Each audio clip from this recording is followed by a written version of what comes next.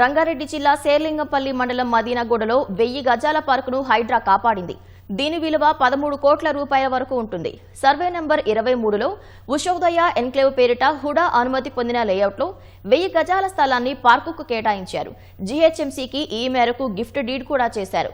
ప్రజల వినియోగంలో ఉండాల్సిన పార్కు స్థలాన్ని స్థానికంగా ఉన్న వ్యక్తి కబ్జా చేసి చుట్టూ ప్రీకాస్ట్ వాల్ నిర్మించి తన ఆధీనంలో తీసుకున్నారు. ఈ విషయంపై ఉషోదయ ఎన్క్లేవ్ నివాసితులు పోరాటం చేస్తున్నారు.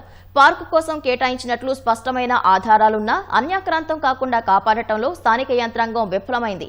ఈ మేరకు హైడ్రా ప్రజావాణిలో ఫిర్యాదు అందడంతో రెవెన్యూ, జీహెచ్ఎంసీ అధికారులతో కలిసి క్షేత్రస్థాయిలో పరిశీలించిన హైడ్రా అధికారులు పార్కు స్థలంగానే నిర్ధారించి ప్రహరీని కూల్చి ఫెన్సింగ్ ఏర్పాటు చేసి బోర్డు పాతారు.